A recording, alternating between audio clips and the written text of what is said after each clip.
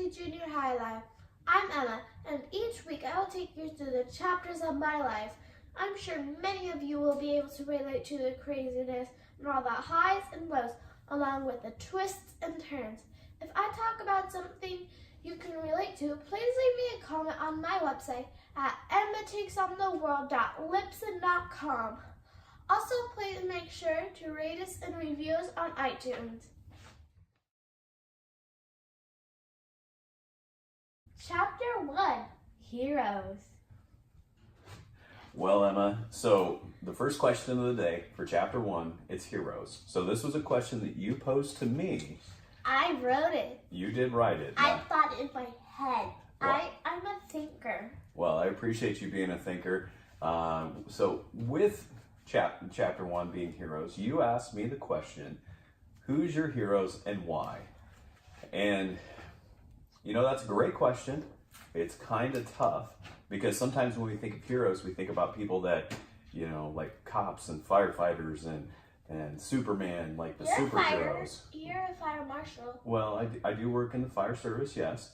So a lot of times we think about those people, but you know, I think we really need to concentrate on like day-to-day heroes, and that's really what I did for mine. Is I looked more at the day-to-day than I did those people that I felt that maybe were you know, superhero-esque kind of, right? So I want to know who you thought first, or do you want to know who I thought my heroes were first? I go first. You go first. You tell me who your heroes are, and now remember, you have to tell me why. I didn't want to choose between you and Mom because I didn't want to hurt another one of your feelings. Emma, you're not going to hurt my feelings, regardless of who you choose and who you think that would be your hero. You know, even though I think that this guy is going to be your hero, but you wouldn't hurt our feelings. But that's okay. You can have a list of heroes. You can have you know, like, let's say you have 10 heroes. You can have more than that. But why don't you tell me who your heroes are? My heroes are my grandparents because they're always so kind and funny. My grandpa likes to tease me a lot, but we always have fun when he teases me. So you chose at least your Grandpa Joe, right? He's one of your heroes. One. Okay. My other hero, my grandparents even gave me nicknames, like Emma Jane Wine Bucket. Yeah, so they gave you a nickname like I gave you a nickname, right? So I gave you the nickname, and it's the name of our podcast. Fearless Emma. That's right. So he gave you a nickname. Now, granted, I think that's in jest. I think that's in joking. Yeah. But who else is one of your heroes? My grandma Becky, because she calls me Emma Doodle, and Okay, so she's funny and I like her a lot. Okay, so you pick people that you admire, right? You picked people that another one too. Who else? Grandma, your mom, Grandma Debbie. Yeah, because we always do Just Dance together. So, and you picked her because she kind of leads by example, right? She, it's one of those where she, you know, really tries to put you first, right? You know, does things that make you feel good, does things to make you happy, right? Yes. So those are always good things. You know, I have a list of heroes too, and I'll kind of relate back to, I think some of the people that you named are probably some of the people that I named in my journal this week. And I think about one person in particular, and I'm looking right at her. That's right. Well, because Emma, believe it or not, you've got a lot of, you're very assertive. You don't have a lot of fear. You're willing to go up and talk to almost anybody about everything. And I think that that's a very admirable quality to have, don't you? Mm-hmm. Do you get nervous when you stand up and talk in front of people very often? No, Yeah. I used to, but I'm like, So you don't get very, very nervous when you talk in front of people, and I really admire that. So you're one of my heroes. My parents, they're also my heroes because, you know, when I was a kid growing up, I really didn't want for anything. They took care of me. They made me the person that I am today. And during Christmas, I have a hard time thinking of a list. I'm like, yeah. And so exactly. So they really don't want you really don't want for too much of anything. And I think about that too. And I don't think that I would really be the person that I am today without them.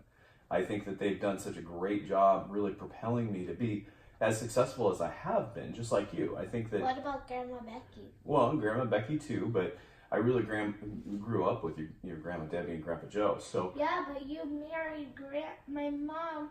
Right. So technically, Grandma Becky's your mother-in-law, She and is. she helped raise you also. They do. It kind of goes back to it takes a lot of people to make you the man or the woman that you end up being, and so.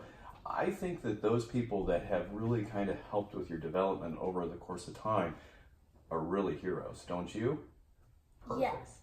All right, Emma, so that's it for chapter 1. Anything else you want to add? No.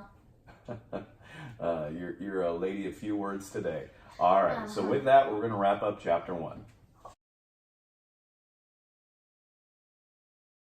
Chapter 2, Important Lessons. All right, Emma, so with chapter 2, I posed this question to you this week. What's the top lessons your parents taught you? Now, granted... You voted Mom and mine. Well, I think, yeah, because the lessons that we talk about, we actually talk about them here on the podcast, right? And so part of those things that we talk about on our podcast are actually, everybody can hear the lessons that you and I talk about. But I'm curious to see what maybe one of the top lessons that your mom has taught you over the course of your short life. Now, there's going to be more, and I promise you there's going to be more, because at the ripe old age of 12, I'm close to 13. you're getting close to 13, but... February, this December. All right, so with that, Emma, I want you to tell me, what's the top lesson that your mom has taught you by now? The biggest lesson that my mom has taught me, no matter, I want it kind of funky. No matter what anyone says, you are perfect the way you are. No matter what anyone says, because I've been bullied before, and made me feel like I didn't belong. They made me stuff up about me, so you wanted to go down to the school because of it in Cloverland. My first year. Right. There, because we just moved to Colorado. You mean California? California. So your mom, I think what you're trying to say is, your mom said, be comfortable in your own skin, right? Be yourself. And then I made some friends. It took a little bit. Right. So be comfortable in your own skin. Don't let other people, change your attitude about yourself, right? I think that that's a very important lesson. We've talked about a lot about kindness, right? And part of the aspect of being kind is being kind to yourself. And so, which means we understand that we have things that maybe we don't necessarily care too much about ourselves, but hey, that's who we are. That's what makes us us, right? Yeah. So I totally understand. Well, I'm going to tell you what maybe some of the lessons that my parents taught me, and I think that they kind of shaped me up to have the success that I've had. So what has the lesson that your mom has taught you at the rightful age of 39? Oh wow, I'm surprised you know how old I am, Emma. I kind of feel bad about that. All right, so some of the important lessons, I kind of go back to the values of hard work, courage, honesty, compassion, and empathy. Those are all values that my parents really instilled upon me, and I think that that's made me the person that I am. The two that I think that are probably the biggest for me, the biggest lessons, are hard work and honesty. They both, that hard work piece has driven me to achieve career goals, achieve family goals. And right now I was able to get my master's last year, and and we went to Iowa. And we went back for the graduation. We had a good time with family. We also went back for Christmas because you had a kind of right. Yeah. So when I saw my parents work hard, they left early in the morning and got home late in the afternoon. But by God, they never missed a special event. they were always there. And I want you to know that your mom and I will always be there too, because You'll miss some special events last year when I got my awards. Well, Some I tried to make it, but I some- missed it. But So did your wife. yeah, Missed it. but we try. So those things are going to happen because life gets in the way. But another thing that I think that another important lesson that my parents taught me is honesty. And sometimes Always tell the truth, no matter what. Never lie to your parents. right, Yeah. because sometimes you have a little bit of short-term pain for that, and so people may try to hide what happened, and Because they're too embarrassed to talk about it. right, because there's times where you have not necessarily told me the truth, but Neither has Carmen. I know, but some of those things that my parents have taught me over Teenage boy. a teenage boy.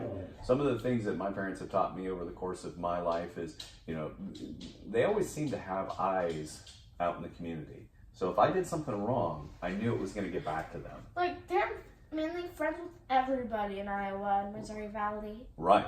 And so I just That's want to let scary. you know that I know a lot of people too. And they'll let me know if something happens, because your brother got in a little bit of trouble. Remember, was it 2 years ago? And I got a phone call from somebody I knew. And What happened? well, I'm not going to share it on the podcast, but Oh, yeah. I'm going to let you know something that I've got eyes out everywhere. And You've so been friends too easily. Now I I'm embarrassed because then people are going to be just stalking me. well, I don't think they're going to stalk you, but I do think that they're going to keep a very watchful eye on you and your brother. And like we go back to chapter 1, we talk about it takes several of us to raise people, and so it takes really a village. So with that, Emma, you just know that there's going to be more of us out there watching every move. It And scares me. It scares you. It shouldn't scare you. Remember, you're fearless Emma. Yeah, but people are watching. They're always watching Emma. Even when we saw somebody heading home, because I was Connor's friend, and you're friends with the parents that own the gym, and we went to the Christmas party yesterday, and I bought a puzzle for the white elephant, and you got the present you brought, Mom got the present she brought, and I got the present I brought. Connor got the lava lamp that he did not bring. Yeah, well, the whole idea behind that is you're supposed to go home with maybe something you didn't bring. But I was really happy with getting what I wanted. Yeah, I was pretty happy with that. I got the Holy Grail. You got the holy grail of white elephant gifts, huh? The puzzle is the best thing. I also brought some share-sized M&Ms in there. Oh, okay. Well, I think we've kind of gotten off track of what really chapter 2 was, and the important lessons that The we learned. Holy Grail. The Holy Grail. Emma, is there anything else that you want to add to this chapter on lessons? All right, we're going to go ahead and conclude chapter 2 and go into chapter 3. Okay. Chapter 3, Compliments. All right, Emma, so chapter 3 is compliments. I think that this one's kind of hard because I never really remember what compliments people pay me, but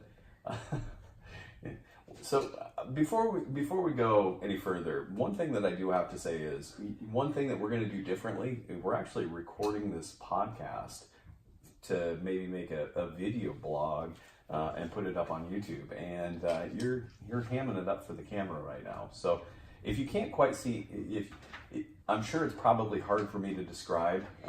Emma's really enjoying being in front of the camera.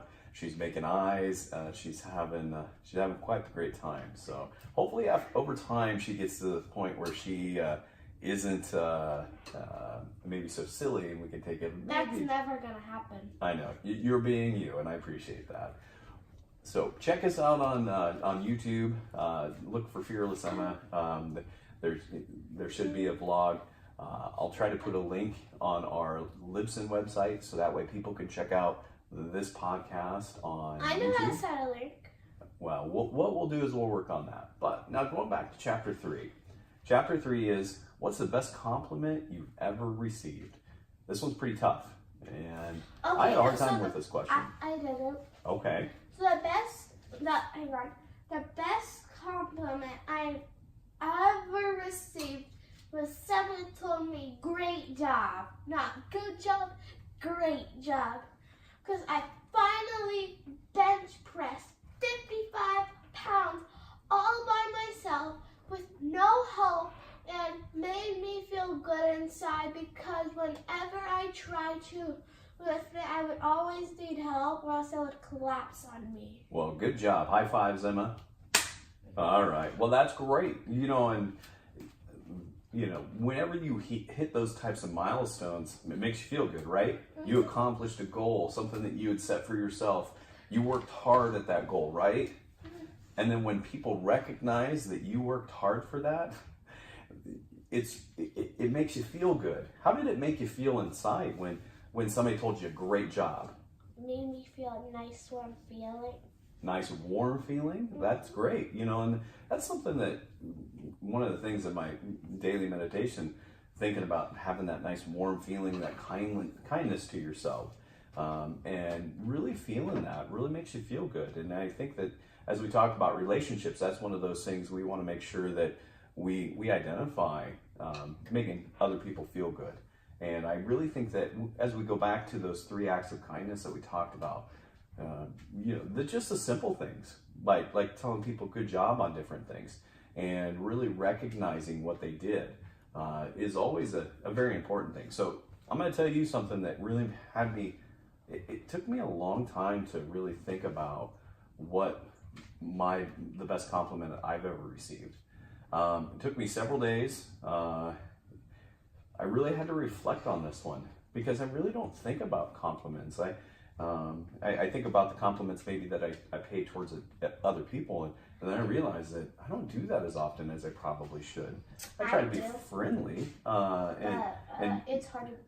Sometimes it's hard to be friendly to older siblings. Yeah, but part of me is I need to focus on this, and maybe I'm going to turn it around as not necessarily the best compliment that I've received, but maybe something that I need to focus on paying other people compliments. Being more friendly and have a little bit more humility, don't you think? Sometimes that, yes. I know in one of our next podcasts, that's going to be a question that I'm going to ask you. I'm not going to spill the beans right now, but there's going to be a question that I'm going to ask you that I think that you and I are going to both kind of struggle with it a touch. And so what I want to do is, what we'll try to do is we'll talk about that, I think, the next podcast, but I think I just need to be a little bit more friendly. I'm a fairly friendly guy. Next week. Next week, that's right. But focus on some humility, the acts of kindness. All right, Emma. We're going to finish up chapter 3, and we're going to close out this episode of Fearless Emma Takes on the World. We're going to try to have this, this video up on YouTube by Monday. Or Tuesday. Mainly next week. Maybe we'll try to have it up as soon as we possibly can. It takes a while. I don't know if you know how long it really takes because you don't really do too terribly much on the podcast part of the production side of things. I'm just the star. He edits it. You're just the star. I appreciate that. I gotta create a bobblehead now. All right, Emma. Well, we're gonna wrap up chapter 3. Action. Thank you for listening to Fearless Emma Takes on the World, my journey through my crazy junior high life. If you like this episode, please share to comment on our website and rate us on iTunes. If you can relate to the crazy junior high life, please share a story with me by leaving me a comment at emmatakesontheworld.libsyn.com. Also check out our Instagram page at fearless_Emma. Until next time, bye-bye.